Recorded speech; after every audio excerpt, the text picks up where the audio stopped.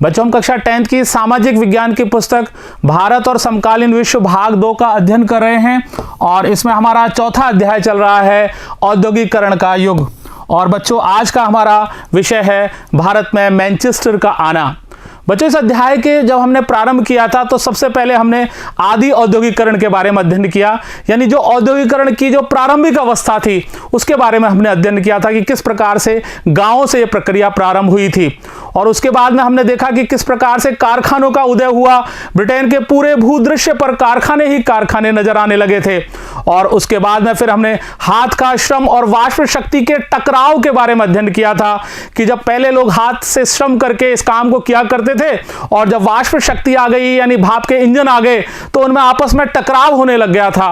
और उसके बाद में हमने उपनिवेशों के अंदर औद्योगिकरण का अध्ययन किया और मूलतः हमने भारत में जो औद्योगिकरण की प्रक्रिया चली थी उसके बारे में अध्ययन किया था। और आज हम देखेंगे भारत के अंदर मैनचेस्टर का आना। 19वीं सदी की शुरुआत से ही जो भारत के बुनकर थे या जो कपास के बुनाई का काम करते थे, भारतीय बुनकर, कपास के बुनकर, उनके सामने अनेक प्रकार की समस्याएं आने लग गई थी। 19वीं सदी के प्रारंभ से ही भारत के कपास बुनकरों के सामने नई समस्याएं पैदा हो गई थी। इससे पहले की बात करते हैं हम 1772 में ईस्ट इंडिया कंपनी के एक अधिकारी थे हेनरी पतुलो।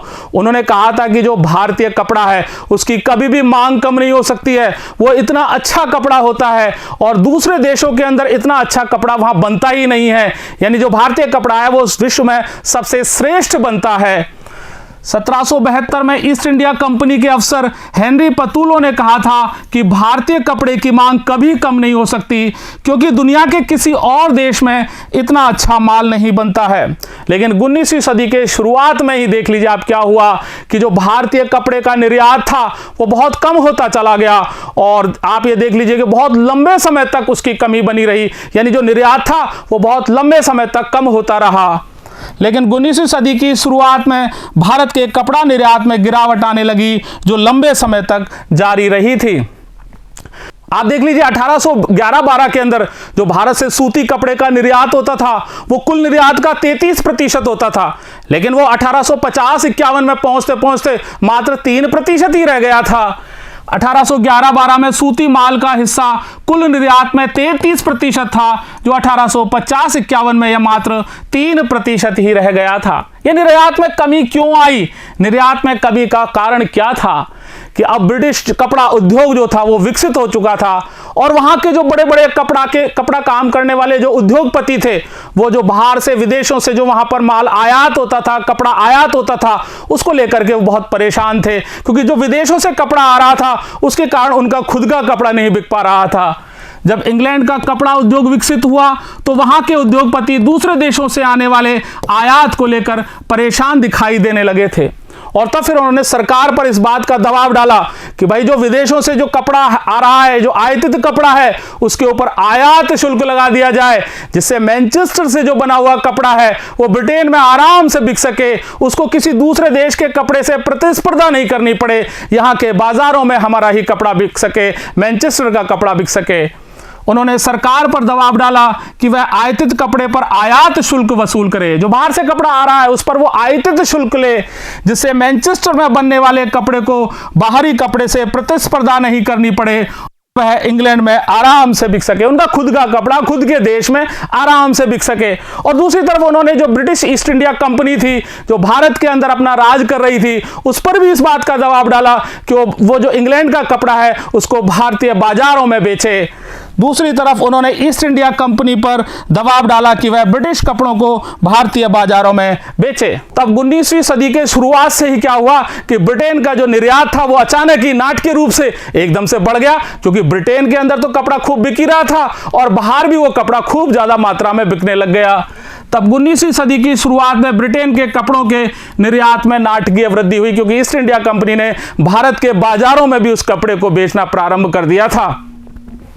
और 18वीं सदी के अगर हम बात करें, अब हम तुलना करके देखते हैं, तो 18वीं सदी के आखिरी दशकों तक, जो आखिरी समय तक भारत के अंदर जो ब्रिटेन का कपड़ा था, सूती कपड़ा, वो ना के बराबर आता था।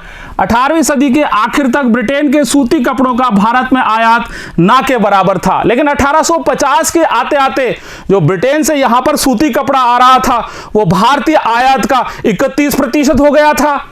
1850 तक आते आते सूती कपड़ों का भारत में आयात, भारतीय आयात में 31% हो चुका था। और 1870 तक पहुंचते पहुंचते तो जो ब्रिटेन से यहां सूती कपड़ा आ रहा था, वो यहां के कुल आयात का 50% से भी ज्यादा हो गया था। 1870 तक यह आंकड़ा 50% से भी ऊपर चला गया था। और इस प्रकार से जो भारतीय बुनकर थे, उनके साथ एक साथ ही दो समस्याएं खड़ी हो गई थी। एक तो उनका जो निर्यात बाजार था वो ढह चुका था, और जो उनका स्थानीय बाजार था वो अब सिकुड़ चुका था। यानी निर्यात नहीं हो रहा था उनका कपड़ा, निर्यात बाजार उनका पूरी तरह से ढह चुका था, और स्थानीय बाजार यानी यहां पर भी उनका कपड़ा नहीं बिक पा रहा था। इस प्रकार भारत में कपड़ा बुनकरों के सामने एक साथ दो समस्याएं थी। उनका निर्यात बाजार ढह रहा था और स्थानीय बाजार भी सिकुड़ने लगा था। अब भारतीय बाजारों में मैनचेस्टर से जो आयातित कपड़े थे, उनकी भरमार हो गई थी। चारों तरफ बाजार के अंदर मैनचेस्टर के कपड़े ही दिखाई देते थे। भारतीय बाजार में मैनचेस्टर से आयातित मालों की भरमार हो गई थी, और कम लागत पर मशीनों से जो एक कपड़ा बन करके आता था, वो इतना सस्ता होता था कि भारतीय बुनकर तो उससे मुकाबला ही नहीं कर सकते थे। वो बहुत कम लागत में बनता था, वहां पे बहुत सस्ता होता था, और जो भारतीय बुनकरों का कपड़ा होता था वो उसकी तुलना में बहुत महंगा होता था, तो वो उससे मुकाबला ही नहीं कर पा रहे थे। कम लागत पर मशीनों से बनने वाले सूती कपड़े इतने सस्ते थे कि बुनकर उनका मुकाबला नहीं कर सकते थे। और 1850 के दशक तक जो बहुत सारे ऐसे जो बुनकर इलाके थे, उन बुनकर इलाकों से गिरावट की और बेकारी की, बेरोजगारी के किस्से सुनाई देने लगे थे। यानी जो उनका जो बाजार था वो बहुत गिरावट की स्थिति में आ गया था, वो बेरोजगारी की स्थिति में आ गए थे। अब उनके पास कोई रास्ता ही नहीं बचा था। 1850 के दशक तक देश के ज्यादातर बुनकर इलाकों में गिरावट और बेकारी के ही किस्सों की भरमार थी। चारों तरफ देखने को मिल रहा था कि जहां भी बुनकर थे, उनके पास अब काम ही नहीं बचा था। अब देखिए, the Indian economic and social history review 1985 से लिया गया है, और यह पटना के आयुक्त ने लिखा है कि ऐसा लगता है कि आज से 20 साल पहले जहानाबाद और बिहार के अंदर कपड़ों का बहुत ज्यादा मात्रा में उत्पादन होता था, जो अब जहानाबाद में तो बिल्कुल खत्म ही हो चुका है, और बिहार में भी बहुत कम उत्पादन रह गया है। इसका कारण शायद यह है कि जो मैनचेस्टर से अच्छे, सुंदर, टिकाऊ और बहुत सस्ते कपड़े आते हैं, उनसे यहां के निर्माता जो हैं वो प्रतिस्पर्धा नहीं कर पा रहे हैं।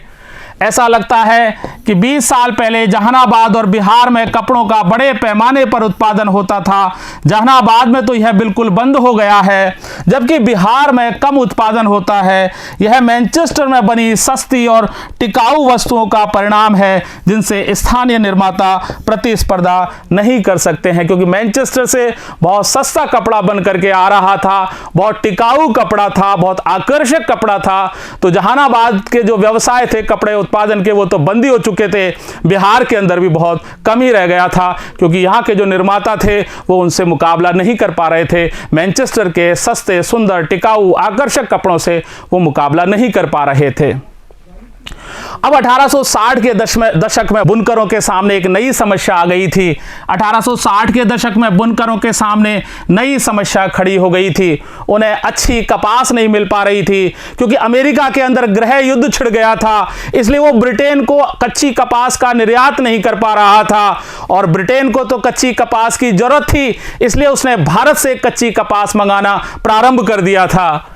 उन्हें अच्छी कपास नहीं मिल पा रही थी भारतीय बुनकरों को, क्योंकि जब अमेरिकी गृह युद्ध शुरू हुआ और अमेरिका से कपास का आना ब्रिटेन में बंद हो गया, तो ब्रिटेन को कपास की जरूरत पड़ी, तो वह भारत से कच्चा माल मंगाने लगा था। और जब वो भारत से कच्ची कपास मंगाने लगा, तो यहां से जब कपास का निर्यात बढ़ गया तो कपास की जो कीमतें थी वो आसमान छूने लग गई थी। भारत से कच्चे कपास के निर्यात में इस वृद्धि से उसकी कीमत आसमान छूने लगी थी और भारतीय जो बुनकर थे उनको तो इस कच्ची कपास के लाले ही पड़ गए थे, उनको वो मिल ही नहीं रही थी।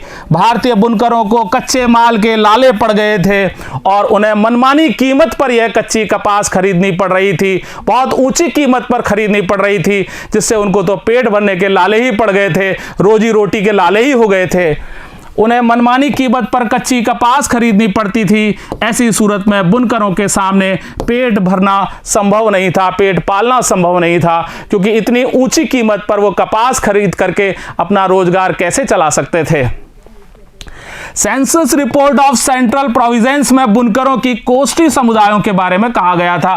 बुनकरों की एक कोष्ठी समुदाय, जो भी ये लोग भी बुनकरी का काम करते थे, कपड़ा बुनने का काम करते थे, कोष्ठी समुदाय के लोग थे, तो उनके बारे में भी कहा गया है कि भारत में महीन कपड़े का जो काम करने वाले बुनकरों के साथ साथ जो कोष्ठी समुदाय के लोग थे उनकी हालत भी बहुत ज़्यादा खराब थी, क्योंकि वो भी जो मैनचेस्टर से जो आकर्षक सस्ता कपड़ा आता था उसका वो भी मुकाबला नहीं कर पा रहे थे, उस प्रतिस्पर्धा में वो भी नहीं टिक पा रहे थे। इसलिए ये लोग भी अपने घरों को छोड़ करके रोजगार की तलाश में दूसरी जगह पर जाने लगे थे। बहुत सारे लोग तो यहां से बिहार जाने लगे थे, इसमें कहा गया है, क्योंकि बिहार में वो दिहाड़ी मजदूरी करके अपना जैसे तैसे पेट पाल लेते थे। भारत में अन्य भागों में महीन कपड़ा बनाने वाले बुनकरों की तरह कोष्ठियों का भी बुरा समय चल रहा है। ये भी महीन कपड़ा बनाने का काम भी करते थे कोष्ठी समुदाय के लोग। वे मैनचेस्टर से इतनी भारी तादाद में आने वाली आकर्षक चीजों का मुकाबला नहीं कर सकते थे, यानी मैनचेस्टर से बहुत ज्यादा मात्रा में और आकर्षक और सस्ता माल बन करके आता था। हाल के सालों में वे बड़ी संख्या में यहां से जाने लगे हैं, वो छोड़ करके यहां से जाने लगे अपने काम को छोड़ करके, क्योंकि वे मुख्य रूप से बिहार का रुख कर रहे हैं, जहां दिहाड़ी मजदूर के तौर पर उन्हें रोजी रोटी मिल जाती है। बिहार के अंदर उनको थोड़ा बहुत काम मिल जाता है, दिहाड़ी मजदूर दैनिक जो रोज का काम करते हैं, रोज पैसा मिलता है, उस प्रकार का उनको वहां काम मिल जाता है और उससे अपनी वो रोजी रोटी कमा लेते हैं। इसलिए वो बिहार की तरफ जाने लगे हैं कोष्ठी समुदाय के लोग। अब देखिए बॉम्बे हार्बर यानी बॉम्बे का बंदरगाह का चित्र है। 18वीं सदी के आखिर का ये चित्र इसके अंदर दिखाया गया है बॉम्बे हार्बर का। बंबई और कलकत्ता 1780 के दशक के अंदर बड़े व्यापारिक बंदरगाहों के रूप में विकसित होने लग गए थे। बंबई और कलकत्ता 1780 के दशक में बड़े व्यापारिक बंदरगाहों के रूप में विकसित होने लगे थे। और अब क्या हो गया था, पुरानी जो व्यापारिक व्यवस्था थी उसका तो पतन हो रहा था और नई औपनिवेशिक अर्थव्यवस्था का विकास हो रहा था। यानी जो पुरानी व्यवस्था थी, पुराने भारतीय व्यापारियों के द्वारा जो व्यवस्था चलाई जा रही थी वो अब पतन हो रही थी, खत्म होने की तरफ जा रही थी। और अंग्रेजों ने, औपनिवेशकारों ने जो नई अर्थव्यवस्था प्रारंभ की थी, अब उसी का तो विकास हो रहा था। और वो कहां पर हो रहा था? बंबई और कलकत्ता के बंदरगाहों से निर्यात और आयात के द्वारा। यह पुरानी व्यापारिक व्यवस्था के पतन और औपनिवेशिक अर्थव्यवस्था के विकास का समय था। अब 19वीं शताब्दी की आखिर के अंदर जाते जाते बुनकरों के सामने एक और नई समस्या खड़ी हो गई थी। भारत में बड़े बड़े कपड़ों के कारखाने बनने लग गए थे और यहां पर उन कपड़ों के कारखानों में कपड़ों का खूब उत्पादन होने लग गया था। और जो मशीनों से ये जो कपड़ा बनता था ये भारतीय बाजार के अंदर खूब सारा हो गया था, इसने पूरे बाजारों को ही पाट दिया था। अब बुनकर उद्योग कैसे जीवित रह सकता था, कैसे कायम रह सकता था? 19वीं सदी के आखिर में बुनकरों और कारीगरों के सामने एक और समस्या आ गई थी। अब भारतीय कारखानों में उत्पादन होने लगा और बाजार मशीनों से बनी चीजों से पट गया था। ऐसे में बुनकर उद्योग किस तरह कायम रह सकता था? अब बुनकर उद्योग का अस्तित्व ही बिल्कुल संकट में आ गया था। अब देखिए बच्चों, हम देखते हैं फैक्ट्रियों का आना। सबसे पहले हम बात करें तो बंबई के अंदर 1854 के अंदर पहली कपड़ा मिल लगी और उसने 2 साल के अंदर उसके अंदर उत्पादन का कार्य प्रारंभ हो गया था। और फिर उसके बाद में 1862 के अंदर जाते जाते बंबई के अंदर ऐसी 4 कपड़ा मिलें हो गई थी जिनके अंदर लगभग 94,000 तकलियां थी और 2150 उसके अंदर करगे लगे हुए थे। बंबई में पहली कपड़ा मिल 1854 में लगी थी और 2 साल बाद में उसमें उत्पादन होने लगा था। यानी उसके 1854 के 2 साल बाद में उसमें उत्पादन का कार्य प्रारंभ हुआ था। और 1862 तक बंबई में ऐसी ही 4 मिलें काम कर रही थी। अब 4 हो गई थी मिलें इस प्रकार की। इनके अंदर 94,000 तकलियां थी और 2150 इनके अंदर करघे लगे हुए थे। उसी समय बंगाल के अंदर जूट मिलें भी खुलने लग गई थी और बंगाल के अंदर सबसे जो पहली जूट मिल थी वो 1855 में खुली थी और उसके 7 वर्ष बाद में यानी 1862 के अंदर दूसरी जूट मिल वहां पर खुली थी। उसी समय बंगाल में जूट मिलें खुलने लगी थी और वहां देश की पहली जूट मिल 1855 में और दूसरी इसके 7 साल बाद 1862 में चालू हुई थी। और उत्तरी भारत के अंदर कानपुर के अंदर 1864 के अंदर एल्गिन मिल की स्थापना हुई थी, यानी कपड़ा बनाने की यह मिल बनी थी। और ये जो एल्गिन जो मिल थी वो उस समय तत्कालीन ब्रिटिश जो महारानी थी, महारानी एलिजाबेथ, उनके पिता एडवर्ड एल्गिन के नाम पर यह मिल खोली गई थी। और इस मिल के द्वारा जो कानपुर था वो भारत का मैनचेस्टर कहा जाने लगा था। उत्तरी भारत में एल्गिन मिल 1860 के दशक में कानपुर में खुली थी, यानी 1864 में यह मिल खुली थी। इसके बाद में अहमदाबाद के अंदर भी पहली कपड़ा मिल खुली थी। इसके बाद अहमदाबाद की पहली कपड़ा मिल भी चालू हो गई थी और 1874 के अंदर मद्रास के अंदर पहली कताई और बुनाई की मिल खुली थी। 1874 में मद्रास में भी पहली कताई और बुनाई मिल खुल गई थी। अब हम प्रारंभिक उद्यमियों की बात करते हैं, जो शुरू के बड़े बड़े उद्योगपति व्यापारी बने थे, उनके बारे में बात करते हैं। देश के विभिन्न भागों में तरह तरह के लोग अपने अलग अलग प्रकार के उद्योग खोलने लगे थे। देश के विभिन्न भागों में तरह तरह के लोग उद्योग लगा रहे थे। बहुत सारे व्यावसायिक समूहों का इतिहास तो चीन के साथ जो व्यापार हो रहा था उस जमाने से ही चला आ रहा था, यानी तभी से वो व्यापारिक थे, बड़े बड़े उद्योगपति बन चुके थे। बहुत सारे व्यावसायिक समूहों का इतिहास तो चीन के साथ व्यापार के जमाने से ही चला आ रहा था। 18वीं शताब्दी के आखिरी दशकों से जो ब्रिटेन की जो सरकार थी, यहाँ पे जो ईस्ट इंडिया कंपनी थी, वो यहाँ के भारतीय किसानों से अफीम का उत्पादन करवाती थी और वो यहाँ से अफीम को चीन को निर्यात करती थी और उसके बदले में चीन से वो चाय खरीदते थे उस पैसे से और उस चाय को वो इंग्लैंड भेज देते थे। 18वीं सदी के आखिर से ही अंग्रेज भारतीय अफीम का चीन को निर्यात करने लगे थे, जिसके बदले में चीन से चाय खरीदते थे जो इंग्लैंड जाती थी। ये जो सारा व्यापार था, ये जो सारा कारोबार था, इसके अंदर बहुत सारे भारतीय कारोबारी जो थे वो सहायक की हैसियत में आ गए थे, उनकी मदद का काम करने लगे थे। व्यापार में बहुत सारे भारतीय कारोबारी सहायक की हैसियत में पहुंच गए थे। वो क्या क्या काम करते थे? वो पैसा उपलब्ध कराते थे इस काम के लिए, इस व्यापार के लिए पैसा उपलब्ध कराते थे। उसके अलावा आपूर्ति सुनिश्चित करते थे, यानी टाइम पर माल मिल जाए, इस काम को करते थे। और उसके अलावा वो माल को जहाजों में लाद करके और उसको रवाना कराने का काम भी करते थे। ये पैसा उपलब्ध कराते थे, आपूर्ति सुनिश्चित करते थे और माल को जहाजों में लाद कर रवाना करते थे। इस चीन के साथ होने वाले इस व्यापार से बहुत सारे लोगों ने खूब पैसा कमाया और फिर उसके बाद में उन्होंने भारत के अंदर बहुत सारे औद्योगिक उद्यम लगाने का निश्चय किया कि वो यहाँ पर इंडस्ट्रीज यानी यहाँ बहुत सारे उद्योग लगाना प्रारंभ करने लगे। व्यापार में पैसा कमाने के बाद उनमें से कुछ व्यवसायी भारत में औद्योगिक उद्यम स्थापित करना चाहते थे और उनमें से एक बंगाल के द्वारका प्रसाद टैगोर थे।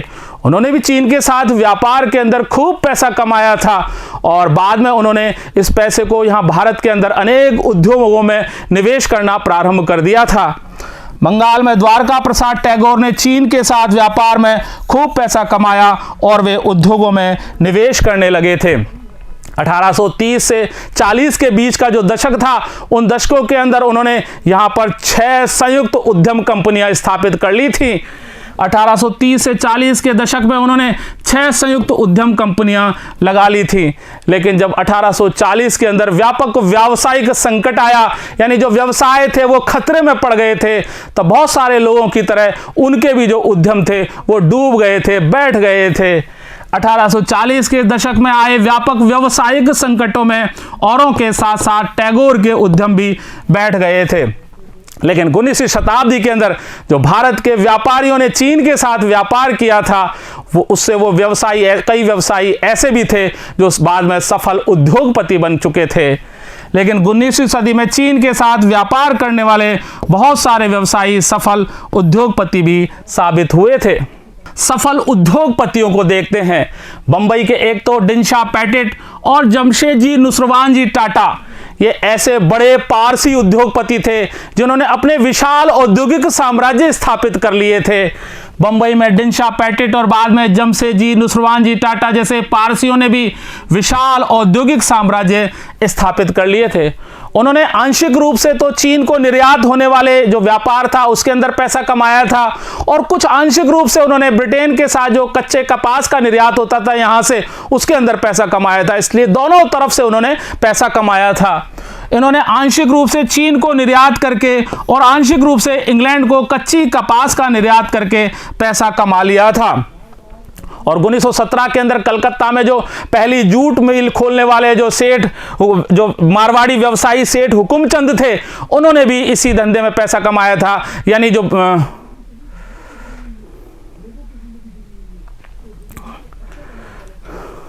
1917 में कलकत्ता के अंदर पहली जूट मिल खोलने वाले जो मारवाड़ी सेठ थे, सेठ हुकुमचंद, उन्होंने भी जो चीन के साथ जो अफीम का व्यापार होता था उसी से पैसा कमाया था।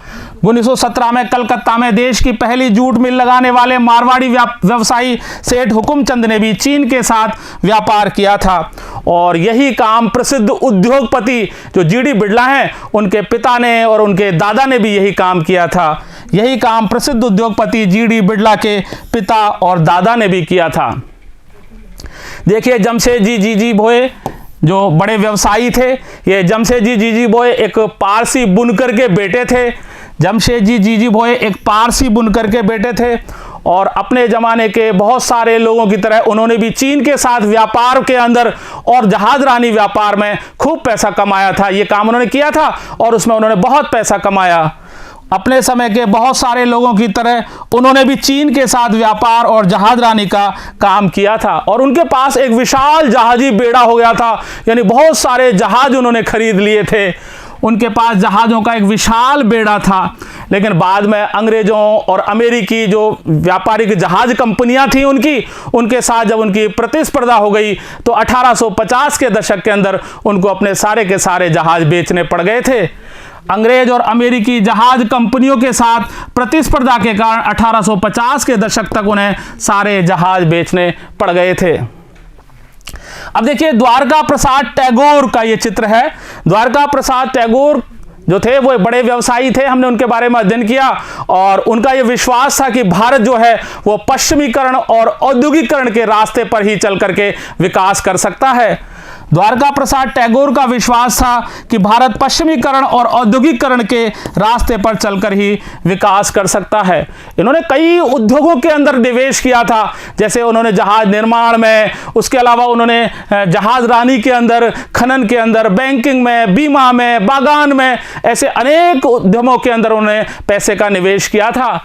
उन्होंने जहाजरानी, जहाज निर्माण, खनन, बैंकिंग, बागान और बीमा क्षेत्र में निवेश किया था द्वारका प्रसाद टैगोर ने। अब देखो बच्चों, उद्योगों के लिए पूंजी कहां से आई? उद्योगों के लिए पूंजी इकट्ठा करने के लिए अन्य अनेक अलग प्रकार के ही व्यापारिक नेटवर्कों का तरीका अपनाया गया था, यानी दूसरे ही व्यापारिक नेटवर्क इसके लिए देखे गए थे। उद्योगों के लिए पूंजी इकट्ठा करने के लिए अन्य व्यापारिक नेटवर्कों का ही सहारा लिया गया था। मद्रास के कुछ ऐसे व्यापारी थे जो बर्मा के साथ वो सौदागर ऐसे थे जो बर्मा के साथ व्यापार करते थे। उनके बर्मा के अंदर बहुत बड़े बड़े लोगों से अच्छे संबंध थे। इसके अलावा वहाँ कुछ ऐसे कारोबारी भी थे जिनके मध्य और पूर्वी अफ्रीका के साथ भी उनके संबंध थे, यानी उधर कुछ व्यापारियों के तो बर्मा के साथ संबंध थे और कुछ के मध्य पूर्वी अफ्रीका के साथ संबंध थे। तो वहां से वो पैसा ला सकते थे और यहाँ उद्योगों के अंदर लगा सकते थे। मद्रास के कुछ सौदागर बर्मा से व्यापार करते थे, जबकि कुछ के मध्य पूर्व अफ्रीका में संबंध थे। और यहाँ इसके अलावा और भी ऐसे बहुत सारे वाणिज्यिक समूह थे जो विदेशी व्यापार नहीं करते थे, वो यहाँ देश के अंदर ही यहीं उनका व्यापार चलता था। इसके अलावा कुछ वाणिज्यिक समूह विदेशी व्यापार न करके भारत में ही व्यवसाय करते थे। वो क्या क्या काम करते थे? वो एक जगह से दूसरी जगह माल पहुंचाने का काम करते थे, सूद पर पैसा चलाने का काम करते थे, एक शहर से दूसरी शहर तक पैसे पहुंचाने का काम करते थे, व्यापारियों को पैसा देते थे, उनकी मदद करते थे। इस प्रकार से उनके अनेक कार्य थे। वो एक जगह से दूसरी जगह माल ले जाते थे, सूद पर पैसा चलाते थे, एक शहर से दूसरे शहर में पैसा पहुंचाते थे और व्यापारियों को पैसा देते थे। और जब भी जैसे ही उद्योगों में निवेश का अवसर आया कि भाई अब निवेश करना चाहिए, उद्योग स्थापित करने चाहिए, इन व्यापारियों ने अपनी फैक्ट्रियां लगा ली थी। जब उद्योगों में निवेश के अवसर आए तो उनमें से बहुतों ने फैक्ट्रियां लगा ली थी।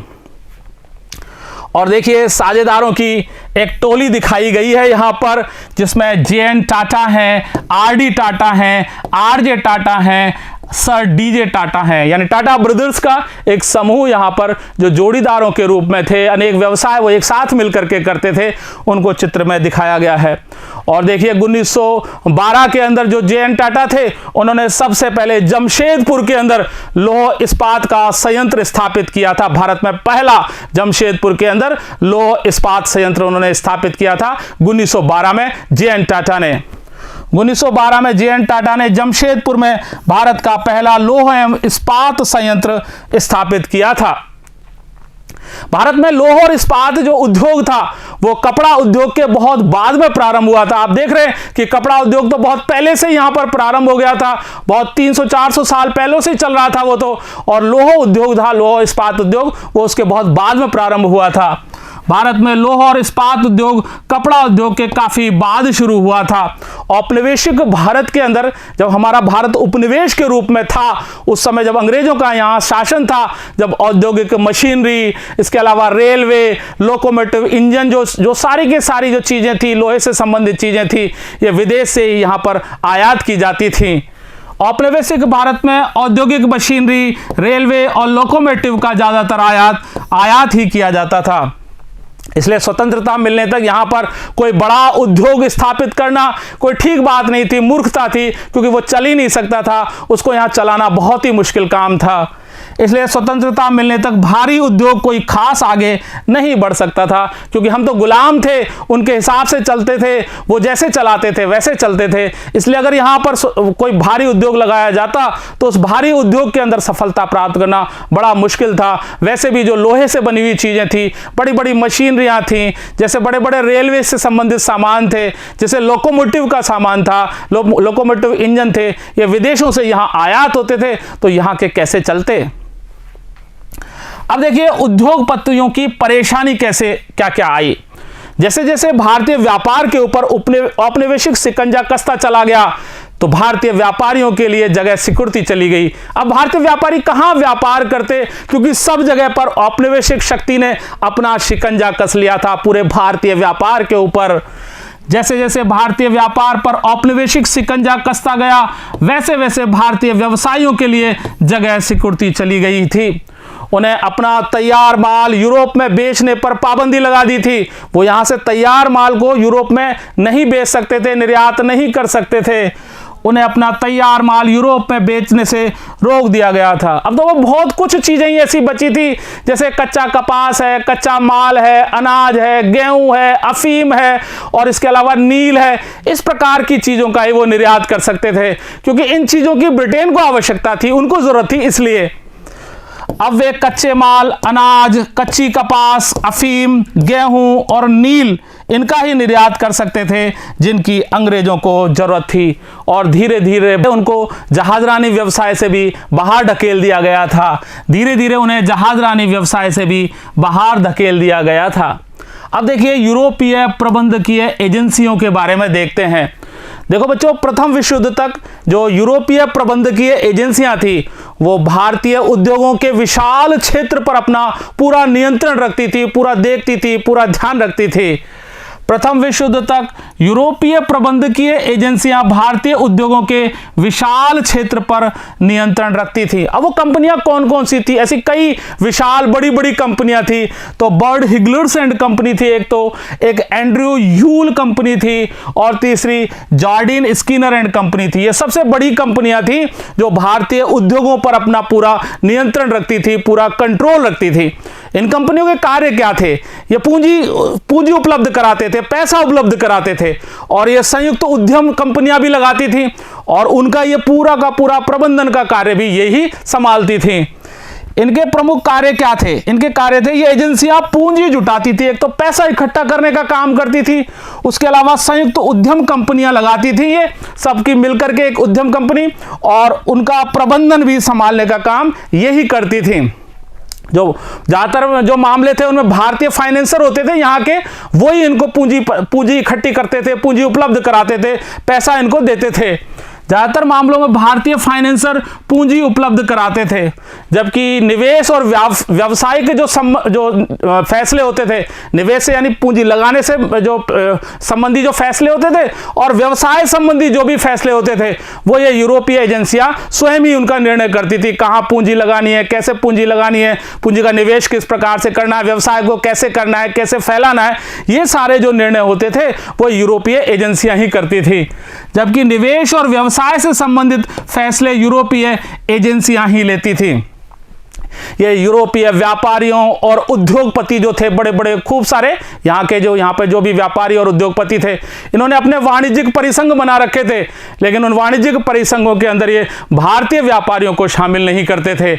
और इस प्रकार से बच्चों हमने देखा कि यहाँ पर कैसे धीरे धीरे यहाँ बुनकरों का काम खत्म होता चला गया और इंग्लैंड का जो कपड़ा था, मैनचेस्टर से जो कपड़ा यहाँ आता था, उसका बाजार यहाँ फैलता चला गया और बंबई और कलकत्ता यहाँ के बड़े बड़े व्यापारिक बंदरगाह हो गए थे और अंग्रेजों ने यहाँ के पूरे बाजार पर, पूरे व्यापार पर अपना पूरा कब्जा कर लिया था और हम उपनिवेश के रूप में दिनों दिन यहाँ पर अंग्रेजों के द्वारा हमारा शोषण किया जा रहा था।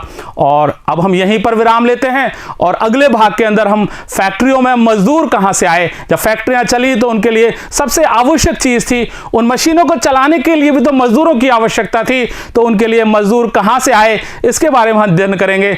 धन्यवाद।